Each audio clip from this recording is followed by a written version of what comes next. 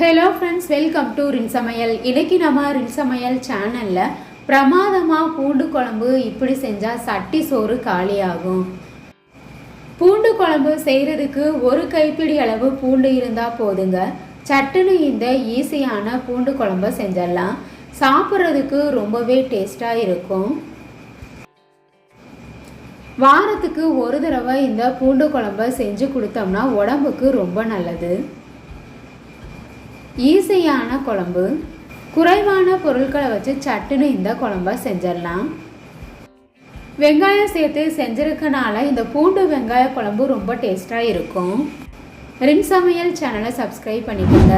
பக்கத்தில் இருக்க ஆளுன்ற பெல்லைக்கானை கிளிக் பண்ணி வச்சுக்கிட்டிங்கன்னா நான் போடுற வீடியோ உடனே உங்களுக்கு நோட்டிஃபிகேஷனில் வந்துடும். புளிக்குழம்பு செய்கிறதுக்காக சின்ன நெல்லிக்காய் அளவு புளி எடுத்திருக்கேன்.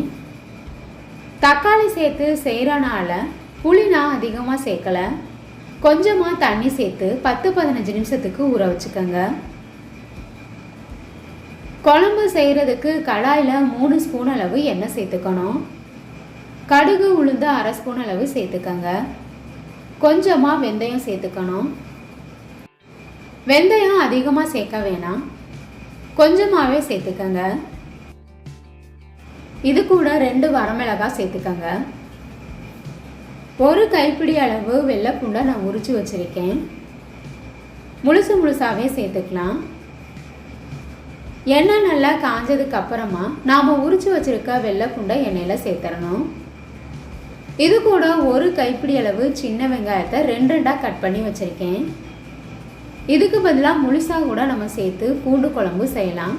நான் 2 கட் பண்ணி வச்சுருக்கேன். அதை எண்ணெயில் சேர்த்துடணும். கருவேப்பிலை கொஞ்சமாக சேர்த்துக்கோங்க. நாம் சேர்த்துருக்க பூண்டு வெங்காயம் எண்ணெயிலே நல்லா வதங்குற வரைக்கும் வதக்கி விட்டுக்கணும். இந்த மாதிரி வதக்கிட்டு செய்யும்போது பூண்டு குழம்பு சாப்பிட்றதுக்கு ரொம்பவே டேஸ்ட்டாக இருக்கும். அதே சமயம் பூண்டு வெங்காயம் எல்லாம் எண்ணெயிலே பகுதி அளவு வெந்துடும். இந்த மாதிரி கண்ணாடி பதம் வர வரைக்கும் நல்லா வதக்கிக்கோங்க. நாம் சேர்த்துருந்த வெங்காயம் பூண்டு நல்லா வதங்கிருச்சு. பழமான தக்காளி பழமாக ஒன்று பொடிசாக கட் பண்ணி வச்சுருக்கேன், அதையும் சேர்த்துக்கணும். ஒரு பழம் சேர்த்தா போதும். தக்காளி சீக்கிரம் வதங்குறதுக்காக கொஞ்சமாக உப்பு சேர்த்துக்கோங்க. நாம் சேர்த்துருக்க தக்காளி நல்லா மசிஞ்சு வர வரைக்கும் வதக்கிக்கணும். புளி இந்த பூண்டு குழம்புக்கு சேர்க்குறனால தக்காளி அதிகமாக சேர்க்க தேவையில்லை.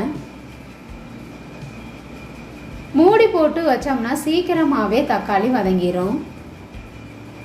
இப்போ பாருங்கள், தக்காளி நல்லா மசிஞ்சு வதங்கிருச்சு. இந்த மாதிரி வதங்கினதுக்கு அப்புறமா 1 ஸ்பூன் அளவு மல்லித்தூள் சேர்த்துக்கோங்க.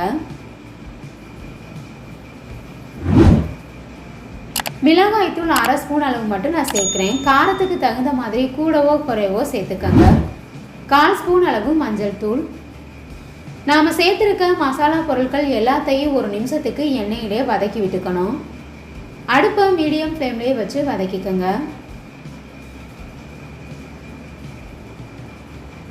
மசாலாவோட பச்சை வாசனை போகிற வரைக்கும் வதக்கிக்கோங்க.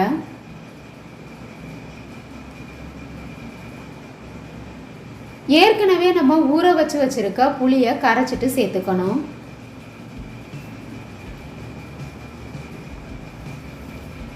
குழம்புக்கு தேவையான அளவு தண்ணி சேர்த்துக்கோங்க. நான் அதிகமாக சேர்க்கல, கொஞ்சமாக தான் சேர்த்துருக்கேன். கெட்டியாக நான் குழம்பு செய்கிறனால கொஞ்சமாக தண்ணி சேர்த்துக்கிறேன். உங்களுக்கு எந்த அளவு தேவையோ அதுக்கு தகுந்த மாதிரி சேர்த்துக்கோங்க. உப்பு காரம் எல்லாம் சரியாக இருக்கான்னு செக் பண்ணிக்கோங்க. மூடி போட்டு கொதிக்க வச்சுக்கணும்.